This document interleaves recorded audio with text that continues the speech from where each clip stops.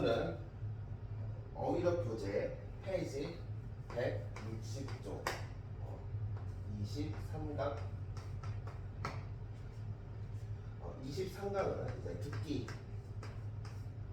듣기와 관련된 어휘예요.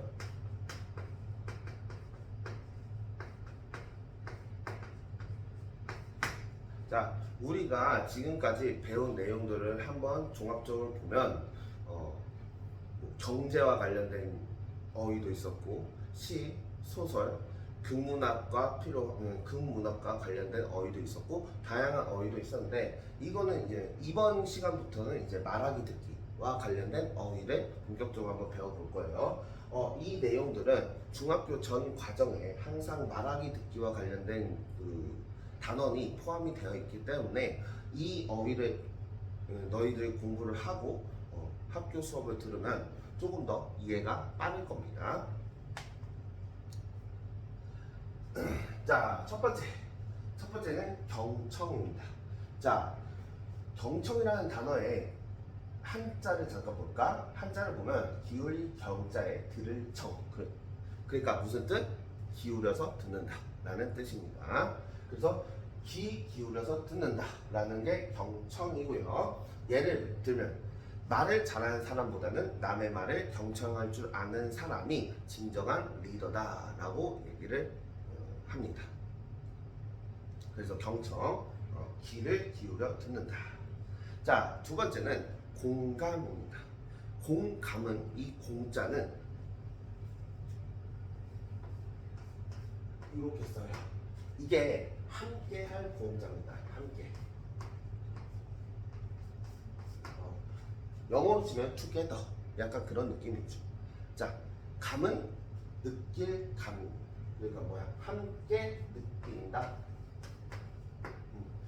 함께 느낀다 이런 뜻이에요. 즉 무슨 말이냐면 남의 감정, 의견, 주장 따위에 대하여 자기도 그렇다고 느낌 또는 그렇게 느끼는 기분, 그걸 우리가 공감이라고 해요. 그래서 예를 보면 지구온난화가 우리의 당연한 현실 문제라고 직접한 데에 대해서는 나 역시 공감한다. 나 역시 함께 그렇게 느낀다. 이렇게 보시면 됩니다. 자, 이 공감과 우리가 비슷하게 쓰는 단어가 뭐가 있냐면 동감이 있습니다. 여기서 동이라고 하는 것은 같을 동자예요. 감각, 감정. 뭐야? 감정을 같은 상태로 만들어준다 이겁니다. 그러니까 함께 공감하는 거나 감정을 같은 상태로 만들어준다. 감정을 같이 느낀다. 라는 것을 우리가 생각해보면 비슷한 말이라는 걸 알 수가 있겠죠. 자, 그래서 이렇게 보시면 돼요. 자, 그리고 공정성 봅시다. 여기서는 이제 지금 보면 공과 관련된 게 좀 많이 나오는데 여기서 공정성은 한자로 보면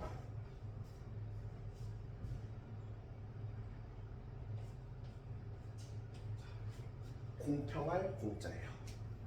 그러니까 공평한 성질이에요. 그리고 이 정자는 너희들이 너무나도 잘 알아. 바른 정. 그러니까 뭐야? 공평하고 바른 성질. 공평하고 바른 성질을 우리가 공정성이라고 합니다. 그래서 공정성은 공평하고 올바른 성질. 자, 예를 들면 언론에서 중요한 점은 공정성과 진실성이다. 이렇게 얘기를 합니다.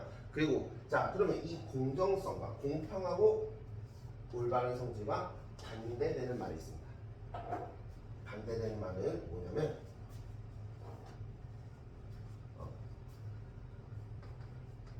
편파적이라고 합니다. 편파성이라고 해요. 편파성은 뭐냐면 이 편자가 편들다라는 거예요. 편들다. 그러니까 어느 한쪽에 치우쳐져서 편드는 성질. 그걸 우리가 편파성이라고 합니다. 자, 그 다음에 네 번째는 맥락이에요. 자, 맥락은 서로 이어져 있는 관계나 연관이라는 뜻이에요. 이 맥자가 우리가 줄기 맥자예요. 그러니까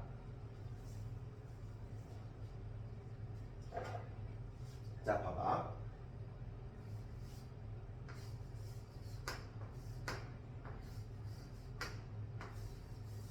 자, 이게 뭘까? 바로 대한민국 땅입니다. 한반도예요. 자, 울릉도, 독도, 일본, 제주도 이렇게 봅시다. 자, 그러면 우리나라 지형을 보다 보면, 자, 우리나라는 자, 요렇게 돼 있어요. 이게 동, 그래서 우리나라 지형은 동쪽은 높고요, 서쪽은 낮습니다. 그럼 우리나라 지형은 왜 동쪽이 높고 서쪽이 낮을까? 너희들 한번 생각해봐. 여기가 서울지, 한 요쪽이 서울이 된단 말이지. 자, 요쪽이 서울, 경기, 인천입니다. 자, 그러면 서울, 경기, 인천 보면 대부분 여기는 산들이 많니? 아니면 평평한 땅이 더 많니? 평평한 땅이 더 많죠? 자, 왜? 이쪽은 산이 별로 없어요. 여기서 한강이 이렇게 흐르잖아. 이쪽은 산이 별로 없어. 그러니까 지대가 낮은 거야. 근데 우리나라 땅 동쪽은 산이 이렇게 흘러갑니다. 그러니까 산줄기로 이렇게 이어져요. 그러니까 산들이 많기 때문에 여기가 땅의 지대가 높은 겁니다. 그래서 여기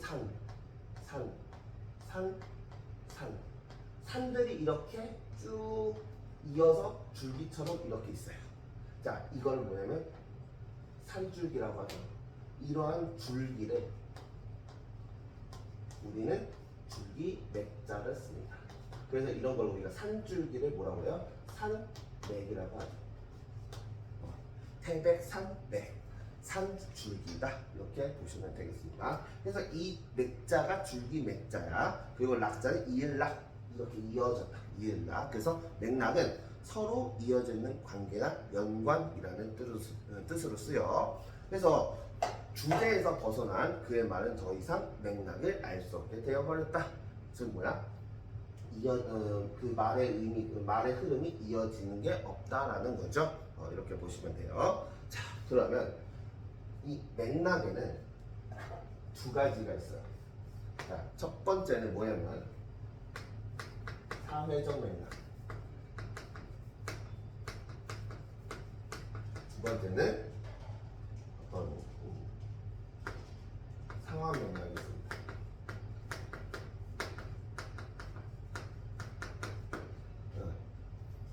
자, 상황 맥락이라고 하는 것은 말 그대로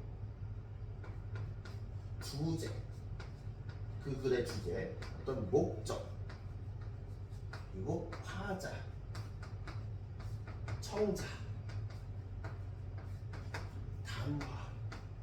담화라고 하는 건 대화죠. 얘네들의 상황을 살펴보는 것, 그걸 우리가 상황 맥락이라고 해요. 자, 그러면 사회적 맥락은 뭐냐? 자, 조금 정확하게 얘기하면 사회 문화적 맥락인데, 사회 문화적 맥락.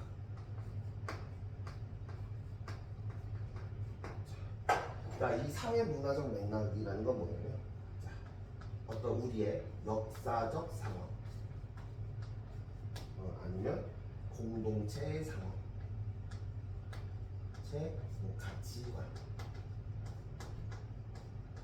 뭐 신념, 뭐 사회적 상황,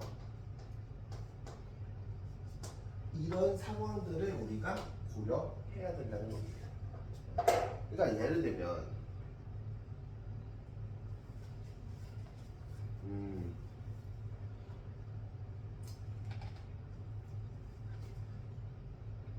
자, 우리나라는 지금 어떤 사회죠? 민주주의 사회죠.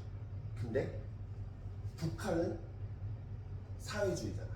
근데 민주주의 사회에 사는 사람들이 북한에서 주장하는 어떤 흐름으로 얘기하면 될까 안 될까? 안 된다는 얘기입니다.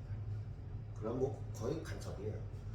그래서 이런 것들 사회적 공동체의 어떤 가치관, 신념, 역사적 이런 상황을 고려해서 말을 해야 된다. 이게 사회문화적 맥락이다 라고 보시면 되겠습니다. 자, 그 다음에 자, 그래서 설득을 한번 봅시다. 설득. 자, 설득은 그 다음에 설득을 보면, 자, 설득은 상대편이 이쪽 편의 이야기를 따르도록 여러 가지 깨우쳐 말함. 그거 우리가 설득이라고 해요. 말씀 설자에 얻을 득이에요. 말에서 얻는 게 있는 거야. 그냥 상대편이 이쪽의 편의 이야기를 따르도록 여러 가지 깨우쳐 말. 그러니까 너와 내가 다른 의견을 가지고 있는데 내가 이 친구한테 이러한 주장을 함으로써 이 친구가 나의 주장을 동의를 하는 거죠. 나의 주장 쪽으로 넘어오는 겁니다. 그걸 우리가 설득이라고 해요. 그 사람의 끈질긴 설득에 나는 그의 계획을 따르기로 했다라고 되어 있습니다. 자, 그러면 이 설득과 짝을 이루는 단어가 뭐냐면 설명이에요.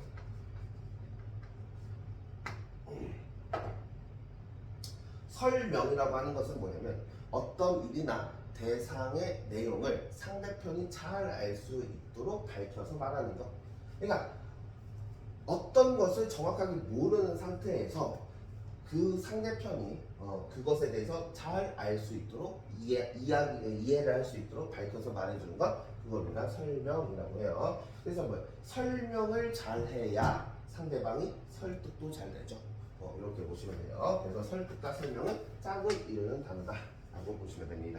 자, 그 다음에 질의 응답이 있습니다. 질은 물을 질자, 의는 의심할 의, 응은 응할 응, 답은 답할 답입니다. 그러니까 모르는 점을 의심하거나 물음으로써 거기에 대답하는 것, 그걸 우리가 질의 응답이라고. 자, 너희들이 선생님하고 같이 수업을 하다가 선생님 이 단어가 뭐예요? 모르겠어요? 라고 하면 손 들고 질문을 해서 그걸 우리가 질이라고 해요. 근데 그 너희들의 질의에 선생님이 이거는 요런 거야? 라고 대답을 해주죠. 그걸 이제 응답이라고 하죠. 그래서 너희들이 나한테 질문하고 내가 거기에 대답해주는 거를 한 세트로 묶어서 질의 응답이라고 합니다. 그러니까 상호작용 커뮤니케이션이죠. 이렇게 보시면 돼요. 자, 그래서 예를 보면 자, 발표가 끝난 후 청중과의 질의응답이 이어졌다 라고 합니다. 그러니까 질의응답은 질문하고 대답하는 게 하나로 묶여져 있는 거예요. 근데 만약에 대답만 하는 거다 라는 거는 우리가 뭐라고 하냐? 이거를 문답이라고 합니다.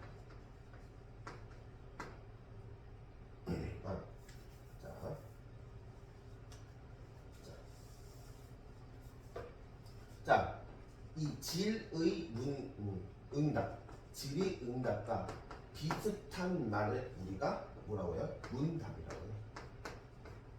자, 문답은 말 그대로 묻고 답하기입니다. 질문하고 응답하고 묻고 답하기, 이 둘은 비슷한 단어다. 유의어라고 보시면 돼요. 자, 그 다음에 청자는 그 다음에 추론은 미루어 생각하여 논함, 그걸 우리가 추론이라고 합니다. 옮길 추, 논의할 논. 자, 그래서 어떠한 판단을 근거로 삼아 다른 판단을 이끌어내는 것, 그걸 우리가 추론이라고 합니다. 그래서 여기서 보면 확실한 근거 없이 추론에 의해서는 결론을 내는 것은 위험하다라고 얘기를 하고 있죠. 자, 그러면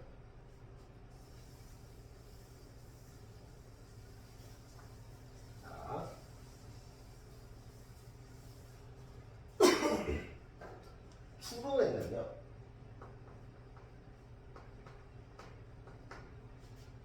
추론하는 과정을 우리가 뭐라고 하냐면 논증이라고 해요. 그러니까 뭐야? 논리적으로 증명한다는 말이에요.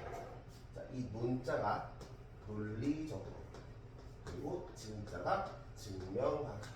그래서 논리적으로 증명하다, 추론하다. 이걸 우리가 비슷한 말로 쓰는데, 자, 논리적으로 증명하다를 우리가 논증이라고 해. 근데 이 논증을 보면 크게 세 가지가 있습니다.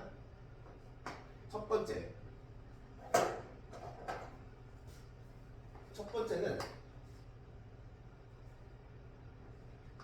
연역법이 있어요. 연역 논증. 그리고 두 번째는 귀납법이 있습니다. 세 번째는 유추가 있어요. 유추는 유비추론이라고 합니다. 자, 그러면 연역법이라는 건 뭐냐? 연역은 보편적인 진리로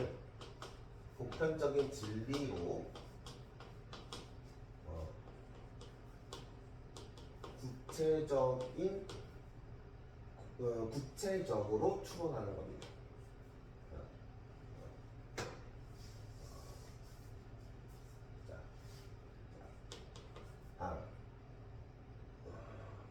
개별적이고 구체적인 사실. 자, 보편적인 진리로 개별적인 구체적인 사실을 추론하는 겁니다. 자, 그러면 귀납법은 뭐냐? 귀납법은 얘 반대예요. 개별적인 사실로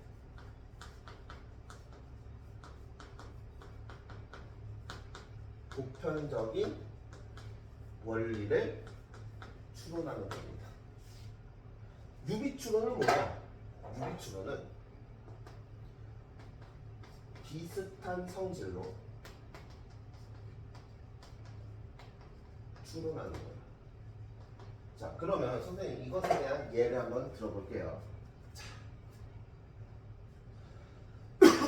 첫 번째, 연역법. 연역법은 이런 거예요. 예를 들면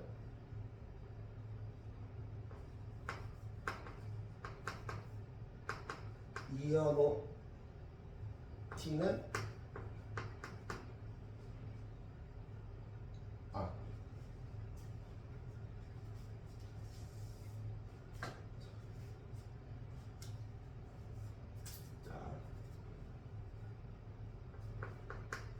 모든 사람은 죽는다.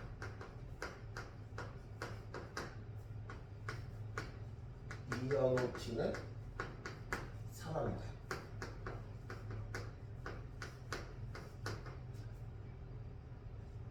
따라서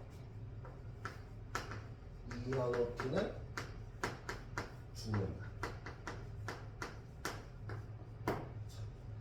쉽게 얘기해서 너희들이 알고 있는 3단 논법 있죠?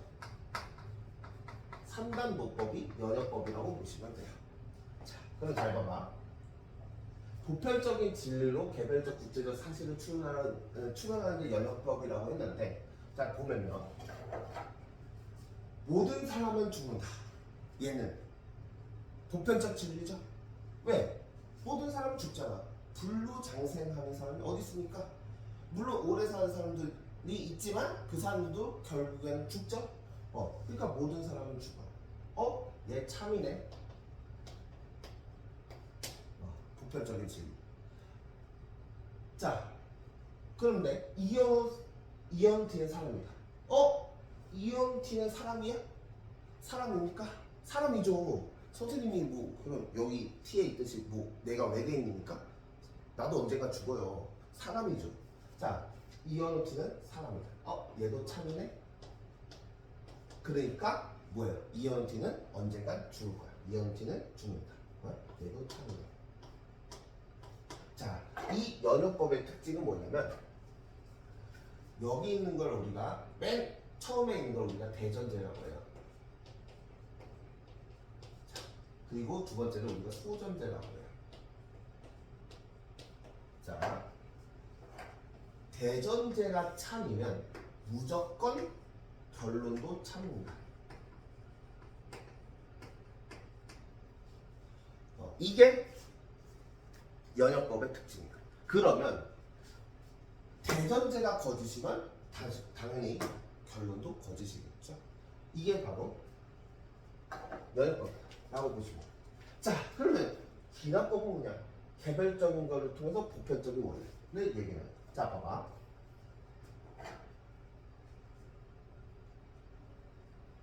자, 이현호 T는 죽는다.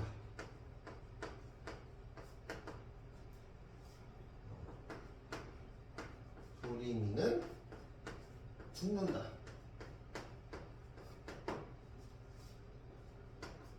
예원이는 죽는다.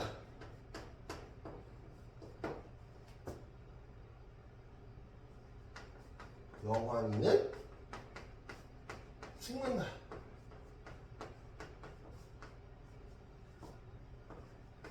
지수는 죽는다.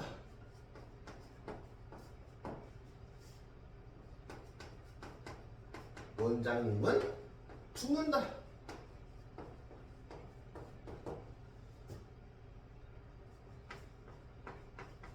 시은쌤은 죽는다.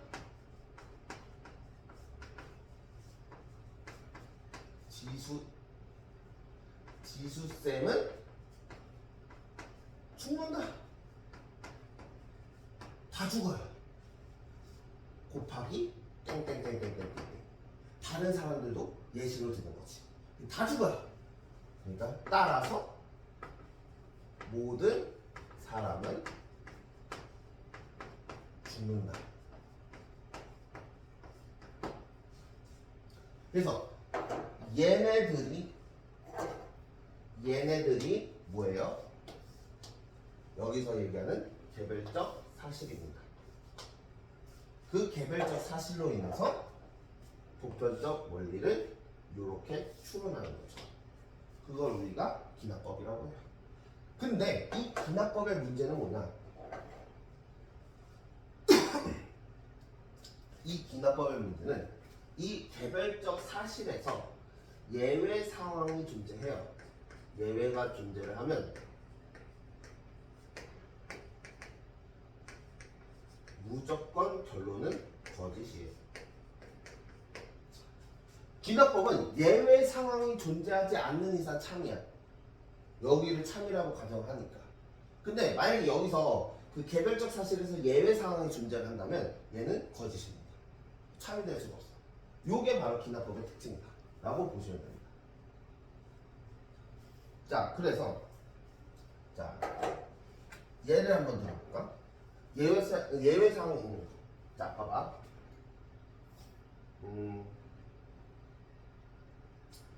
자, 포유류는 무엇을 포유류라고 하죠? 새끼를 낳는 것을 우리가 포유류라고 해요. 새끼. 이 새끼야, 새끼를 낳는. 새끼를 낳는 걸 우리가 포유류라고 하는데, 자, 그러면 잡아. 강아지. 강아지는 포유류입니까? 아닙니까? 포유류죠. 고양이는 역시 포유류죠. 돼지는 역시 포유류죠. 호랑이는 역시 포유류입니다. 근데 뭐 예를 들면 뭐 사자는 역시 포유류입니다. 소는 역시 포유류죠. 곱하기 땡땡땡땡땡. 다양한 포유류의 어떤 동물들이 있을 거예요. 따라서 모든 포유류는 새끼를 낳는다.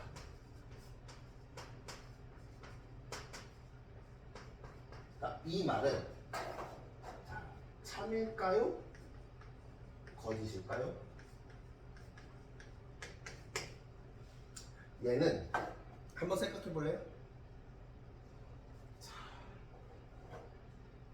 선생님이 수업 때도 얘기를 들었던 사례인데 얘는 거짓입니다. 왜요? 다 새끼 낳잖아요. 그럼 모든 포유는 새끼 낳는 거 아니에요? 기납법은 예외 상황이 존재하면 안 된다고 했죠. 근데 예외 상황이 있어요. 여기 바로 오리 너구리입니다.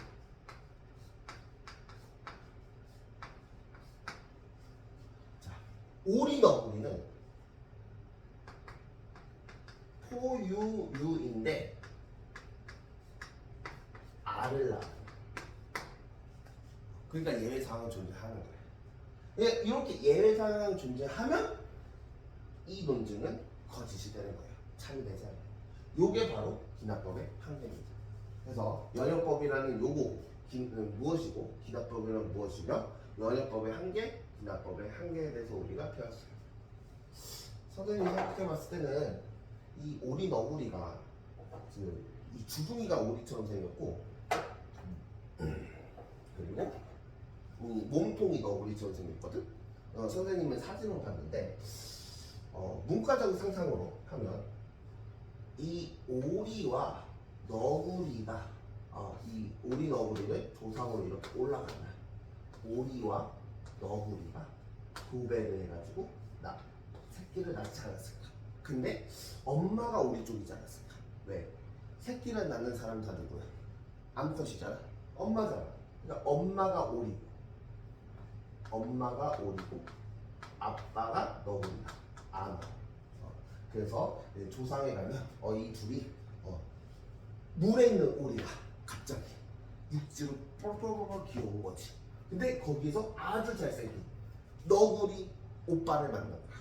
그래서 얘가 어머 해서 하트 사랑해요, 좋아해요 해가지고 구애를 해서 결혼을 해서 교배를 해서 짝짓기에 성공해서 새끼를 낳는데 자식을 낳는데 엄마가 오리인지라 오리의 특성이 반영이 돼서 알을 낳는 게 아닐까라고 한번 추측을 한번 해봅니다. 뭔지 몰라요. 왜 그렇게 됐는지. 선생님은 과학적 전공이 아니기 때문에 왜 그런지 모르지만 이렇지 않았을까 이렇게 한번 생각을 해봅니다. 자, 그럼 유추는 뭐냐?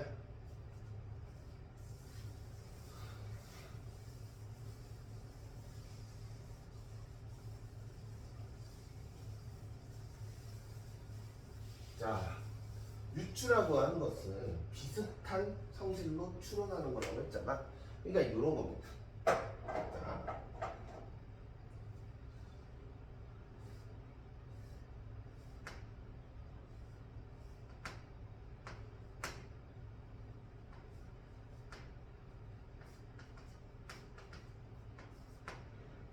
자, 이게 뭔지 아니? 자, 이거는 참새입니다. 선생님이 이 정도면 그림 정말 잘 그린 거야. 신경 써서. 자, 참새요. 자, 그럼 너희는 한번 말해볼까? 참새의 특징이 뭡니까? 참새의 특징. 첫 번째. 부리가 있다. 부리 한 개. 두 번째. 날개 두 개. 세 번째. 다리도 두 개. 네 번째. 꼬리가 있고요. 다섯 번째. 털이 있어요.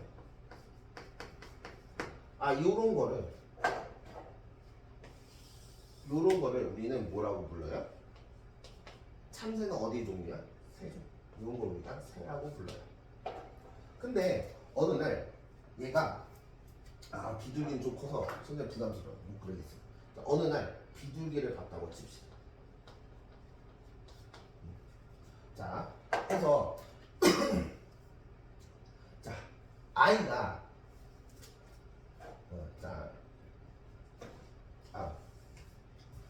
이런 걸 우리가 새라고 해요. 근데 아이가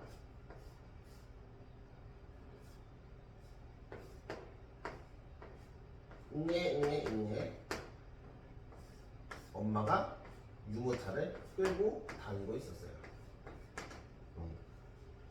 자, 그럼 봅시다. 자, 아이가 엄마하고 산책을 가는데 얘를 본 거지, 참새를. 아이가 엄마한테 물어본다. 엄마, 얘는 뭐야? 그러니까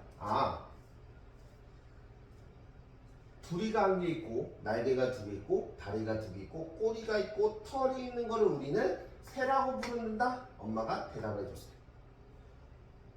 그리고 그 다음 날 이 어린아이가 엄마와 같이 산책을 하다가 이번에는 비둘기를 봅니다. 그러면 이 아이는 비둘기를 보고 바로 뭐라고 할까요? 얘도 새야? 라고 할 겁니다. 왜? 비둘기의 특성과 참새의 특성이 똑같거든. 비슷하거든. 불이 있죠? 날개 두 개죠? 다리 두 개죠? 꼬리 있죠? 털이 있죠? 그러니까 이거는 우리가 그 전날에 뭐라고 했어? 엄마가 새라고 했죠? 그러니까 비둘기도 요 똑같은 특성이 있기 때문에 얘도 새구나 라고 아는 거죠. 지식을 아는 거죠. 요런 거 우리가 유추, 비슷한 성질로 추론하는 거, 그걸 우리가 유추라고 하고요. 추론이라고 하는 것은 추론이라고 하는 것은 미루어 생각하여 논함. 그 추론의 과정이 논증, 논리적으로 증명하는 거고, 그 논리적으로 증명하는 건 이렇게 세 개: 연역, 기납, 유추. 그리고 연역은 뭔지, 기납은 뭔지, 유추는 뭔지, 그리고 연역법의 한계, 기납법의 한계. 이런 것들 너희들 꼭 기억을 하면 중학교 때 교과 과정 공부할 때도 굉장히 도움이 될 거고, 이런 거는 고등학교 공부에서도 굉장히 도움이 되는 겁니다. 왜냐하면 고등학교에서도 추론하는 부분이 비문학은 대부분 추론이기 때문에 그렇습니다. 자, 그렇게 보시면 되고요. 자, 청자. 청자는 우리가 아까 했죠. 자, 그 다음 청자. 청자는 뭐예요? 듣는 사람을 청자라고 그래요. 듣는 사람. 그러면 들을 청자에 사람 자입니다. 그래서 듣는 사람은 청자라고 해요. 그러면 말하는 사람은 말할 화자를 써서 화자라고 해요. 그래서 청자와 화자는 서로 반대 개념이다 라고 보시면 됩니다. 그리고 화자가 하는 말을 우리가 발화라고 합니다. 자, 그리고 그 다음 중립적. 여기서 중은 가운데 중자, 설립자, 어조사, 그래서 뭐야? 가운데에 빨딱 쓴다. 그래서 어떤 편에도 치우치지 않고 중간 입장에서 서는 것, 그걸 우리가 중립적이라고 합니다. 자, 그래서 여기서 보면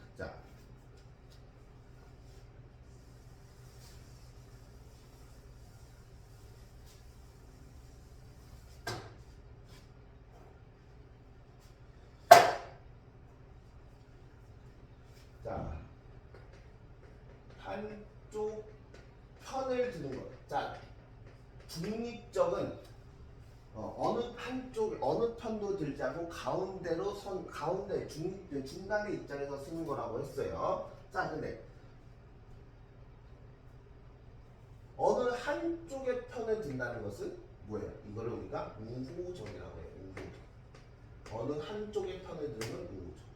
근데 어느 한쪽을 미워한다면 이걸 우리가 적대적이라고 합니다. 적대적. 자, 근데 아까도 얘기했지만, 자, 중립적과 반대.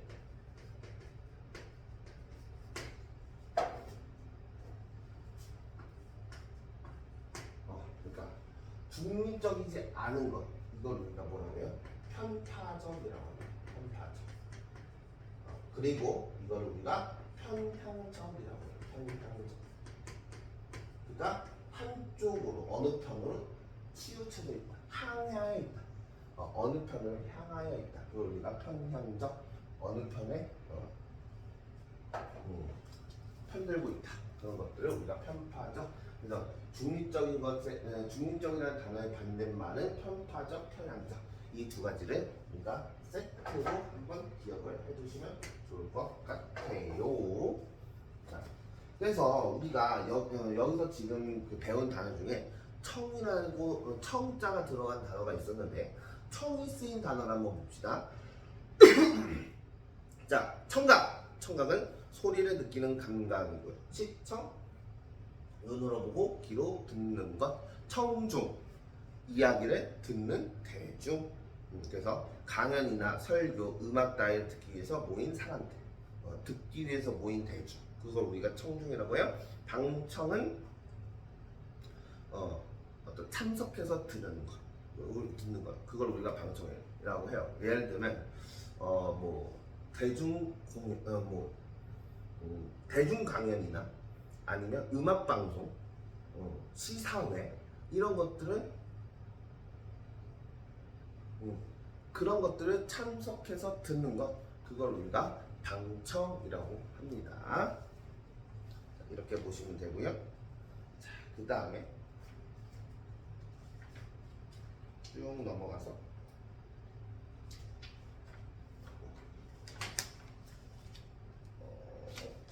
여기 24. 자, 이제 24강을 봅시다. 24강. 자, 24강에서 얘기하는 건 이제 아까 지금까지 우리가 듣기에 대한 어휘를 공부를 했었지. 이번에는 말하기에 대한 어휘입니다.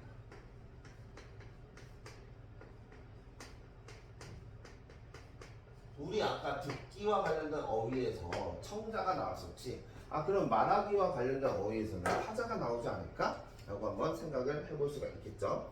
자, 봅시다. 담화. 첫 번째, 담화. 담화라고 하는 것은 쉽게 얘기해서 대화예요. 서로 이야기를 주고 받는 것. 자, 그래서 한 단체나 어떤 공적인 자리에 있는 사람이 어떤 문제에 대한 견해나 태도를 밝히는 말으로도 쓰입니다. 또한 둘 이상의 문장이 연속해서 이루어진 말의 단위. 크게 뭐 대화죠. 그걸 우리가 담화라고도 합니다. 같은 말이에요. 자, 그래서 담화는 하나 이상의 발화나 문장으로 이루어진다. 그렇죠? 그리고 면담 봅시다. 면담은 자, 서로 만나서 이야기하는 것을 우리가 면담이라고 해요. 그러니까 예를 들면 너희들 이제 학교에서 학교 생활 하다 보면 담임쌤들과의 면담을 할 때가 있죠. 그러면 담임 선생님이 너 학교 생활 잘하고 있니? 적응은 잘하고 있니? 뭐 불편한 건 없니? 어떤 새끼가 안 괴롭히니? 뭐 반 분위기는 어떻니? 뭐 이런 것들 물어볼 거 아니야? 거기서 이제 너희들 대답을 하겠지? 그런 걸 우리가 면담이라고 합니다. 서로 만나서 얘기하는 것. 자, 그리고 토론. 자, 토론이라고 하는 것은 뭐냐면 어떤 문제에 대해서 여러 사람이 각각의 의견을 말하며 밝히는 것, 논의하는 것, 그걸 우리가 토론이라고 해요. 자, 그러니까 토론이라고 하는 것은 어떤 문제에 대해서 여러 사람이 각각의 의견을 말하며 논의하는 걸 토론이라고 하는데, 자, 토론에서는 중요한 것이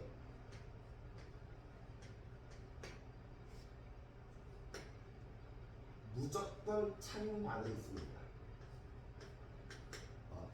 토론은 찬반이 돼요. 그래서 이 찬반의 입장에서 두 가지로 얘기를 하는데, 그래서 찬성과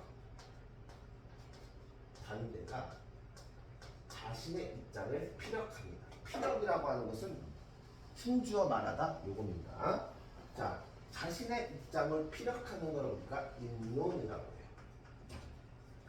22년도 거 하면 되는 거죠 오늘? 네네네.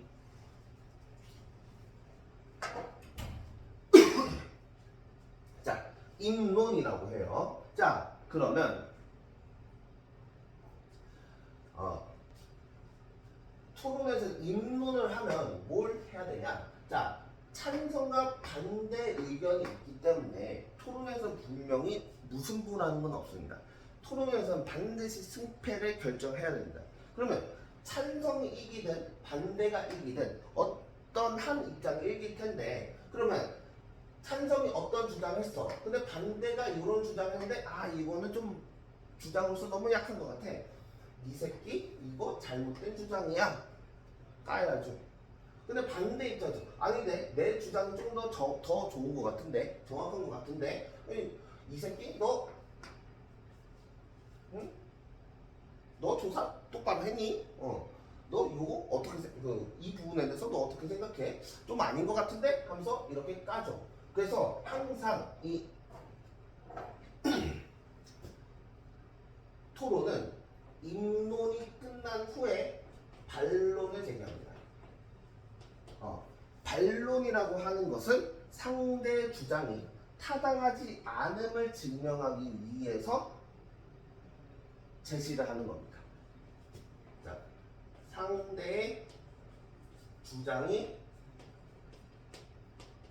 타당하지 않음을 증명하기 위해서 주장을 해요. 그러면 뭐를 가지고 이런 주장을 하냐? 뭐 여러 가지가 있죠.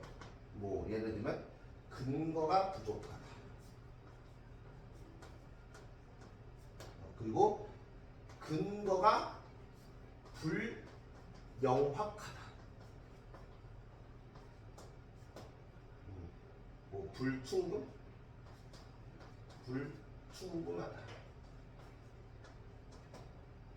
아니면 주장이 뭐 부적절하다.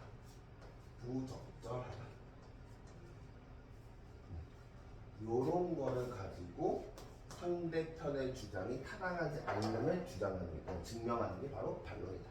그래서 토론은 입론과 반론으로 구성되어 있다라고 보시면 되겠습니다. 자, 그리고 우리가 방금 이제 토론에 대해서 배웠는데 토의는 얘하고 약간 달라요. 자, 토론은 찬성 또는 반대가 분명히 승패가 나야 되는데 토의는 승패와는 상관없습니다. 승패로 결정하는 게 아니에요. 그럼 토의는 뭐냐? 그냥 어떤 문제에 대해서 검토하고 협의하는 거예요. 얘는 어떤 문제에 대해서 검토하고 협의하는 거예요. 이렇게 보시면 됩니다. 자, 그래서 자 여기서 보면 자 예를 보자. 자, 이번 활동의 주제는 모두먼끼리 서로 토의하며 정하기로 했다라고 돼 있죠. 그래서 서로 어떤 검토하고 협의한다. 자, 그리고 토의에서 다루는 문제는 우리가 의제라고 해요. 자, 토의에서 다루는 문제 상황, 문제를 우리는 의제라고 합니다. 토의에서 다루는 문제를 의제라고 하고요. 자, 그리고 토의 참가자들은 협조적인 분위기에서 협의를 통해 의견한다. 자, 협의를 통해 이렇게 하자라고 결정을 하는 것을 우리가 의견이라고 합니다. 의견. 이렇게 보시면 되겠습니다. 자, 그 다음 발표 봅시다. 자, 발표는 어떤 사실이나 결과, 작품 따위를 세상에 널리 드러내어 알림. 그래서 자, 예시를 보면 인공지능에 대한 발표 자료를 준비하기 위해 도서관에 갔다라고 있어요. 자, 그러면 발표와 비슷한 게 뭐냐면 강연입니다. 선생님이 너희들한테 하는 강의 이런 것들 우리가 강연이라고 해요. 자, 비슷한 강연이다. 자, 그러면 우리가 이 발표를 하는 과정에서 중요한 게 뭐냐면 두 가지가 있어요. 자, 하나는 준언어적 표현이 있고요.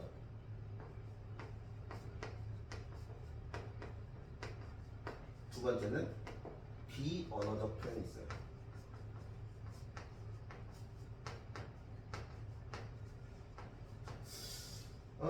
우리가 일단 비언어적 표현이 좀 더 쉬우니까 요거 한번 봅시다. 이 빗자가 무슨 빗자일까? 아닐 B자야. 그러니까 이 아닐 B 뭐야? 언어가 아니다라는 거죠. 자, 그러면 언어라고 하는 건 뭐예요? 언어라고 하는 거는 말과 글로 표현되는 거죠. 근데 비언어적 표현이라는 건 한마디로 그러니까 뭐야? 말과 글로 표현되지 않는 것. 그걸 우리가 비언어적 표현. 그럼 대표적으로 뭐가 있을까? 바로 제스처가 있습니다. 한국말로 하면 몸짓이죠. 몸짓. 예를 들면 너희들이 그 외국 사람한테 어떤 길 찾아 예를 들면 너희들이 길을 가다가 어떤 외국인이 질문했어. 여기를 가려고 하는데 어떻게 가요? 그러니까 너희들 못 알아봤어. 그래서 그 외국인들 지도를 보여주고 여기 히어. 그러면 어떻게 가냐라고 했을 때 너희들 영어 못하잖아. 그럼 어떻게? 아 거기 여기 갔다가 꺾어서 저기 가면 돼. 이런 거. 요게 뭐야? 비언어적 표현이에요. 제스처. 아니면 이 두 개가 서로 상반된다. 대결 구도다. 이런 식으로. 이런 것들이 바로 제스처 몸짓. 이런 것들이 비언어적 표현이다. 라고 보시면 되고요. 자, 준언어적 표현은 뭐냐면 이 준자가 준하다라는 겁니다. 그러니까 예를 들면 너희들이 어떤 선생님은 이제 축구를 되게 좋아하니까 월드컵에서 1등을 했어. 자, 월드컵에서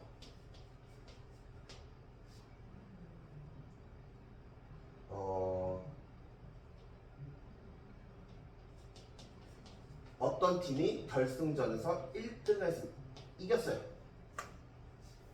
자, 결승전에서 이겼어요. 그래서 1등을 했어요. 자, 그럼 1등한 팀을 우리가 무슨 팀이라고 그러죠? 우승팀이라고 하죠. 자, 그러면 2등을 했어요. 2등도 뭐야? 잘한 거잖아.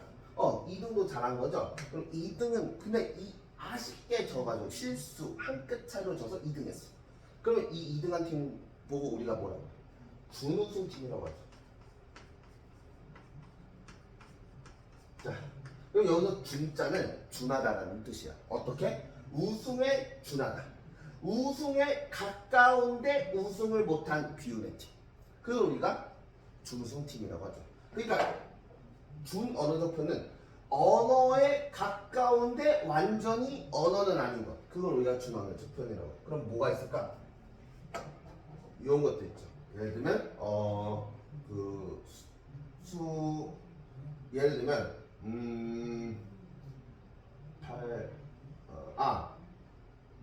억양. 왜?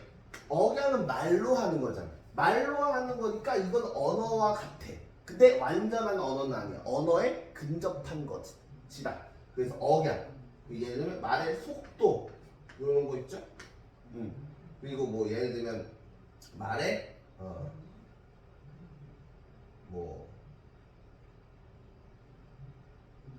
높낮이 이런 거. 이런 걸 우리가 준언어적 표현이라고. 소리 높여 말했다 이런 것들 우리가 준언어적 표현이라고 합니다. 자, 이렇게 보면 잘 많이 도움이 될 거예요. 이런 것들 잘 구분해서 보면 너희들이 그 중학교 그 국어 공부하는데 도움이 정말 많이 될 거야. 자, 그러면 그 다음에 여기가 선생님이 표시를 하네. 160쪽이 아니지. 166쪽. 166쪽에서 167쪽입니다. 이렇게 보시면 돼요. 자, 그 다음에 뭐 24강이니까 뭐 알 수도 있는데 혹시나. 자, 그 다음에 쟁점입니다. 쟁점은 뭐냐면 서로 다투는 중심이 되는 점. 그걸 우리가 쟁점이라고 해요. 서로 다투는. 그러니까 어떤 토론에서 서로 찬성과 반대가 서로 다투는 어떤 중심이 되는 점. 그걸 우리가 쟁점이라고 하죠. 그럼 예를 들면 막판에 불거져 나온 쟁점으로 인해서 협상이 원점으로 되돌아갔다라고 되어 있습니다. 자, 그리고 여기서 보면 자, 각자의 주장을 말이나 글로 논하여 다투는 것을 우리가 논쟁이라고 하고요. 비슷한 말로는 이 쟁점과 비슷한 말로는 우리가 논점이라는 말로도 씁니다. 자, 그렇게 얘기를 하고요. 자, 그다음 허점 봅시다. 허점. 이 허자가 뭐 득과 실 할 때 그 실에 해당되는 게 허자입니다. 빌허자. 그래서 허점, 빈점. 그러니까 뭐냐면 어떤 논쟁에서 근거가 불충분할 때 그걸 우리가 허점이라고 해요. 그래서 여기 뜻을 보면 불충분하거나 허술한 점 또는 주의가 미치지 못하거나 틈이 생긴 구석 이걸 우리가 허점이라고 하고요. 자, 그의 주장은 그 환경 문제를 다루고 있으면서도 생태학적인 관점을 빠뜨린 허점이 있다. 그리고 이 부적절한 점, 허점과 비슷한 말이 뭐가 있냐면 오류도 있습니다. 자, 오류라고 하는 것은 그릇되어 이치에 맞지 않는 것, 그거 우리가 오류라고 해요. 자, 그렇게 봅시다. 자, 그 다음에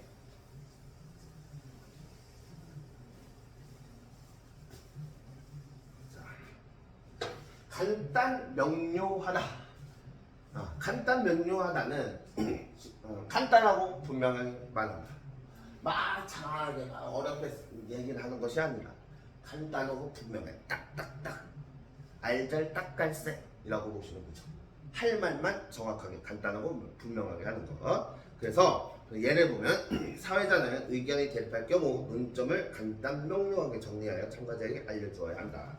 사회자의 토론에서의 사회자의 역할을 이렇게 설명을 했습니다. 자, 그래서 여기 간단 명료하다를 보면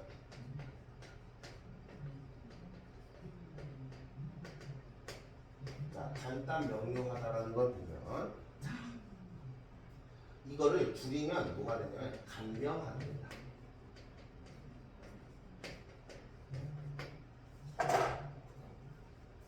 간단 명료. 그래서 간명 줄이면 간명하다라고 해요. 자, 그리고 뭐 간결하다도 있고요. 그리고 그러면 이 간단 명료하다의 반대말은 뭘까요? 자, 얘를 우리가 장황하다라고 하죠. 장이 길잖아. 길다. 상황이 길다. 그거 우리가 장황하다라고 합니다. 그리고 이것과 관련된 사자성어는 우리가 이 사자성어도 알아두면 좋아요.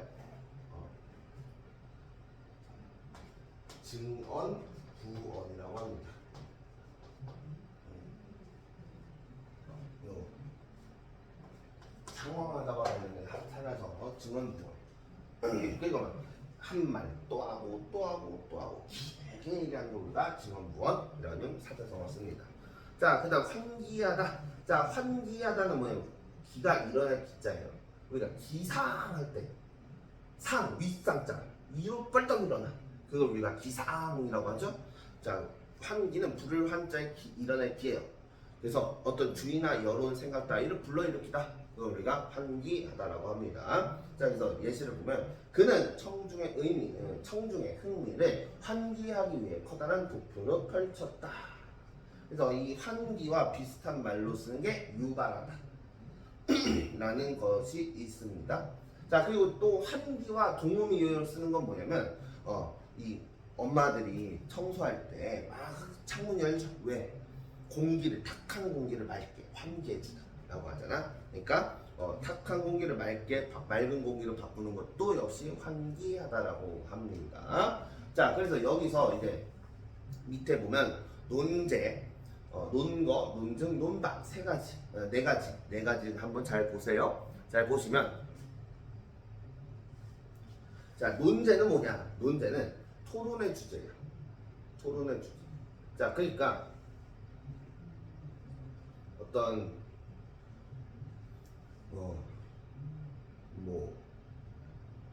자, 논제는 토론의 주제고요. 논거는 토론을 할 때 주장을 뒷받침하는 논리적인 근거. 논리적인 근거를 우리가 논거라고 해요. 자, 그럼 논증은 구체적인 근거와 이유를 들어서 주장을 논리적으로 증명하고 그 정당성을 밝히는 것, 입증하는 것, 그걸 우리가 논증이라고 합니다. 구체적인 근거와 이유를 들어서 주장을 논리적으로 증명하고 정당성을 입증하는 것. 그걸 논증이라고 하고요. 논박은 논리적으로 반박하는 거죠. 자, 그래서 어떤 주장이나 의견에 대해서 그 잘못된 점을 조리 있게 논리적으로 분석해서 반박하는 것. 그걸 우리가 논박이라고 합니다. 자, 그 다음에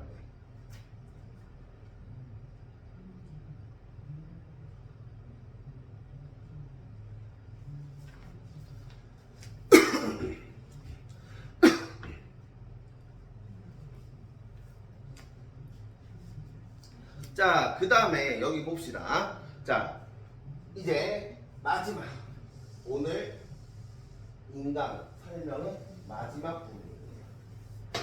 자, 페이지 172페이지에서 173페이지입니다. 자, 25강. 자, 25강은 뭐예요? 바로 매체와 관련된 어입니다. 매체와 관련된 어.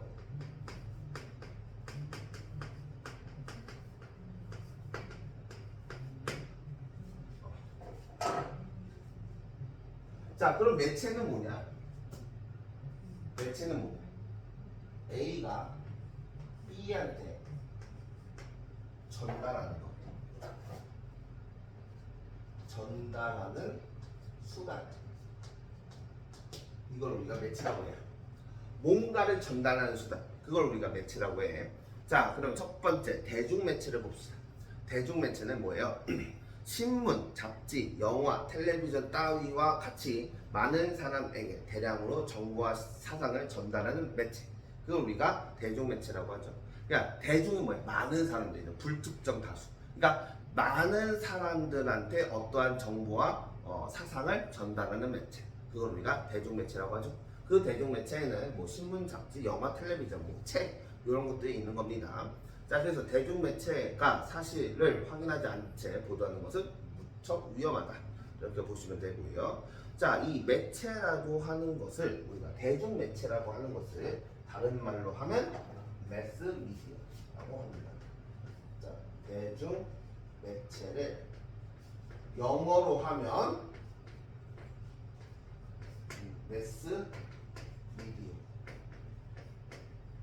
매스미디어라고 해요. 자, 그 다음에 여기 봅시다. 누리집은 자, 개인이나 단체가 월드와이드 웹에서 볼 수 있게 만든 하이퍼텍스트. 한마디로 얘기해서 뭡니까? 요즘 말로 너희들 쉽게 하는 걸로 SNS. 자, 한마디로 너희들이 쉽게 얘기하면 뭡니까? 홈페이지.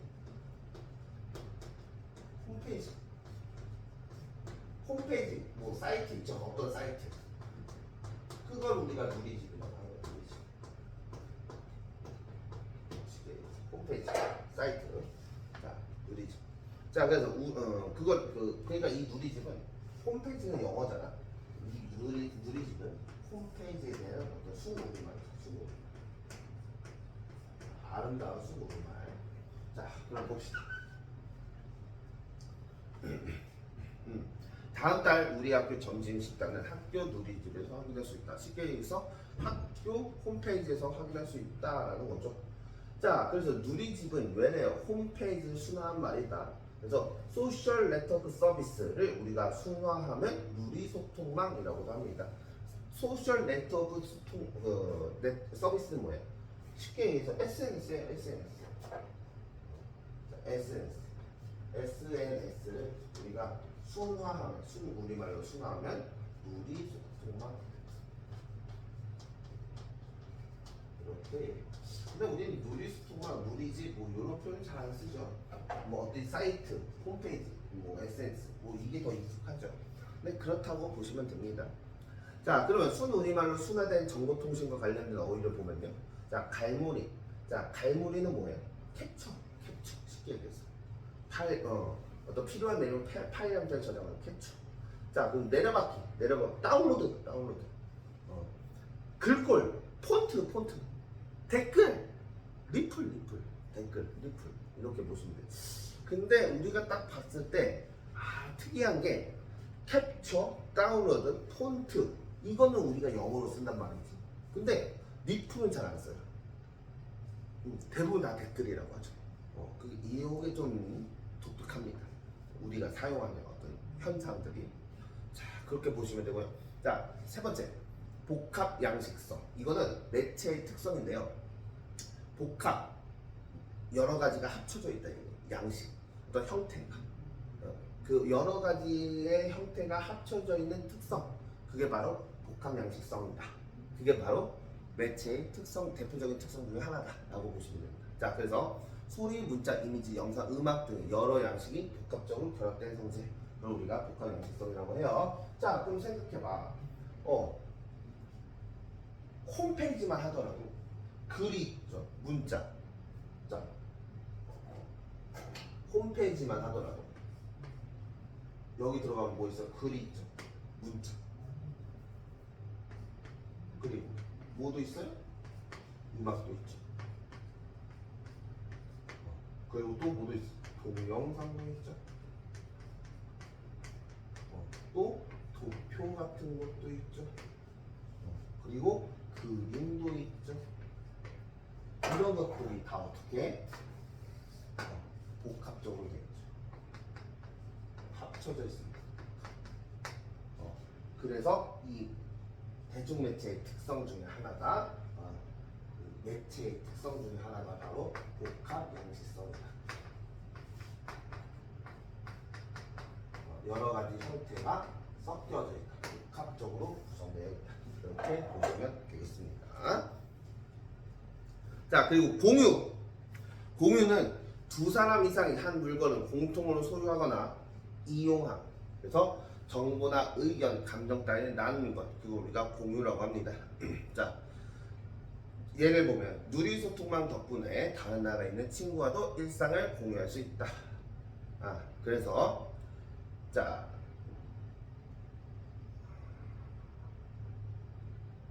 그러면 우리가 그 공유와 자, 배우 공유 아닙니다. 자, 공유와 반대되는 거를 한번 얘기해 볼까요? 자, 공유와 반대되는 거는 뭐냐면 우리가 전유라고 합니다. 전유. 공유와 반대로 혼자만 소유하는 것, 그걸 우리가 전유라고 해요. 그래서 우리가 자, 이 그림은 루브르 박물관의 전유물이야 라고 하죠. 공유하지 않고 혼자만이 차지하는 것. 혼자만이 소유하는 그런 의미가 전유라고 합니다. 그러면 비슷한 말로 혼자서 모두 차지함, 혼자서 모두 차지하는 걸 우리가 독점이라고 하죠. 독점. 이 물건은 이 회사의 독점 상품이야 라고 얘기를 하죠. 이렇게 보시면 됩니다. 자, 그래서 수용자는 받아들이는 사람. 어떤 것을 받아들이는 사람을 우리가 수용자라고 하죠. 예시를 보면 매체 자료를 만들 때는 수용자의 특성을 잘 반영해야 한다. 자, 그러면 수용자와 반대는 뭔가를 만들어내는 사람, 그걸 우리가 뭐라고요? 생산자라고 합니다. 자, 텔레비전 매체의 수용자는 시청자, 라디오 매체 수용자는 청취자, 이렇게 얘기를 또 한다라고 보시면 되겠습니다. 자, 그 다음에 인신공격. 자, 인신공격은 사람 인자, 몸 신자, 사람의 몸을 공격하는 거다. 뭐야? 남의 신상과 관련된 일을 비난하는 거. 하면 안 되겠죠. 대부분 연예인들이 어떤 큰 사건이 터졌어. 자, 근데 이 연예인과 관련된 사건이 사실 엄청나게 큰 사건 아니야. 짜잘짜잘한 어떤 해프닝일 수도 있고, 아니면 그냥 일상적인 사건이야. 근데 좀 말을 실수를 했든지 뭐 했든지 간에 자기 마음에 안 들게 말을 했어. 그러면 거기 가지고 엄마 아빠 욕하고 엄마 아빠 막 찾고 하면서 막 욕하는 사람도 있죠. 막 댓글 달면서. 난 선생님은 그런 새끼들은 진짜 모가지를 잘라야 된다고 생각합니다. 그런 애들 똑같이 달아야 돼. 얼마나 할 짓이 없는 새끼들입니까, 그죠? 너희들은 그러면 안 돼요. 항상 유튜브나 어떤 홈페이지에 블로거에 댓글을 달 때는 항상 선풀만 가는 착한 코리안 파인의 학생들이 중학생들이 됐으면 좋겠습니다.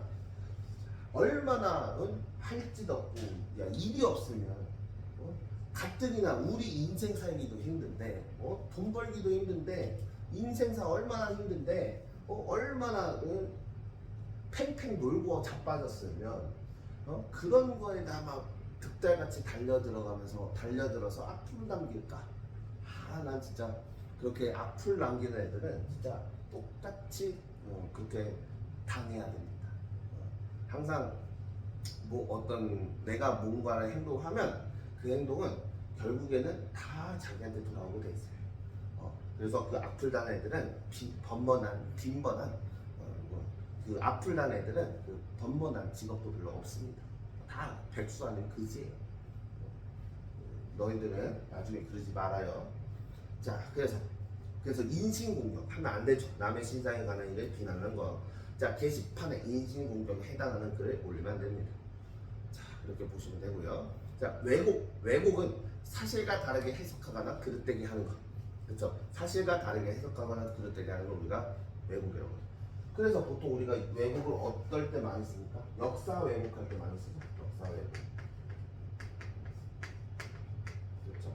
약간 대표적으로 일제 침략기에 대해서 어떤 민족사관 어떤 그 역사관을 얘기한다든가 류라이트 역사관을 얘기한다든가 그런 식으로 이제 역사를 왜곡하는 이런 애들도 진짜 무식한 애들. 진짜 하려는 애들. 무식하면 용감합니다. 이런 거 하면 안 되죠. 자, 그러니까 우리는 공부를 해야 됩니다. 네. 똑똑한 지성인이 되려면 공부를 하고 올바른 다른 것을 알고 익혀야 돼요. 그래서 그거를 남한테 퍼뜨려서 그 어떤 사람이 잘못 알고 있는 그런 내용들을 이렇게 다 잡아주는 거. 그런 사람이 정말 훌륭한 사람이에요. 여러분들도 나중에 그런 사람이 되길 바랍니다. 자, 그래서 봐봐. 역사 왜곡에 단호하게 맞서야 한다. 라고 했죠. 자, 이렇게 해서 왜곡과 비슷한 말로 또 어떤 말도 있냐면 곡해가 있습니다. 곡은 이렇게 구불구불 곡선 이걸 우리가 곡해라고. 자, 그리고 봐봐. 원래 직선인데 이 직선을 꾸불꾸불하게 만든 거야. 뭐야? 지 맘대로 꾸불꾸불 꾸겨가지고 꾸불꾸불한 거야. 그래서 지 맘대로 해석했다. 그걸 우리가 곡해라고 합니다.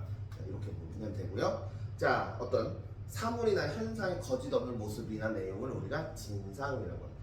어떤 진상을 파헤쳐야 된다. 이런 것들. 거짓 없는 모습. 그걸 우리가 진상이라고 하고요. 짜깁기. 짜깁기는 뭐냐면 기존의 글이나 영화 따위를 편집하여 하나의 완성품을 만드는 일. 그걸 우리가 짜깁기라고 해요. 자, 짜깁기는 여기 한자가 없죠. 왜냐면 얘는 순 우리말이기 때문에 그래요. 자, 그런데 이게 너희들 많이 헷갈려. 보통 짜집기. 우리가 짜집기라고 많이 알고 있거든. 짜집기가 아닙니다. 짜깁기입니다. 짜깁기. 그래서 기존의 글이나 어떤 영화 따위를 편집해서 하나의 완성품을 만드는 거. 짜집기가 아니라 짜깁기다. 자, 그래서 그는 인터넷에 있는 여러 글을 짜깁기해서 보고서를 작성했다. 자, 여기서 왜 깊기냐면 깊다라는 게 무슨 뜻이냐면 이 깊다라는 게 어떤 그 해진 것을 꿰매다라는 뜻이 있어요. 해진 곳을 꿰매다. 여러 가지 모아가지고 이렇게 꿰매가지고 하나의 완성품 만드는 거. 그걸 짜깁기라고 해요. 자, 그리고 저작권. 자, 저작권은 뭐냐면 문화예술 학술에 속하는 창작물에 대해서 저작자나 그 권리 승계인이 행사하는 배타적 독점적 권리. 한마디로 얘기해서 어떠한 창작물을 만든 사람이 가지는 독점 권리, 그걸 우리가 저작권이라고 해요. 그래서 예를 들면 어떤 사람이 영상을 만들었어요. 그럼 그 영상을 공개를 하면 그 공개한 영상에 대해서는 그 사람이 저작권을 가지는 거예요. 그 창작자에 대한 독점적 권리를 우리가 저작권이라고 합니다. 자, 그러면 여기서 비슷하지만 다른 말 한번 볼까요? 자, 가리키다, 가르치다. 가리키다는 뭐야? 너 일어나! 이런 거.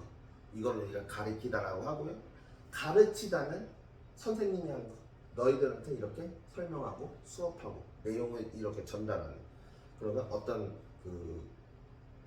지식이나 지능, 어떤 지식이나 기능, 어떤 이치 따위를 깨닫게 하거나 익히게 하는 것. 그걸 우리가 가르치다라고 하죠.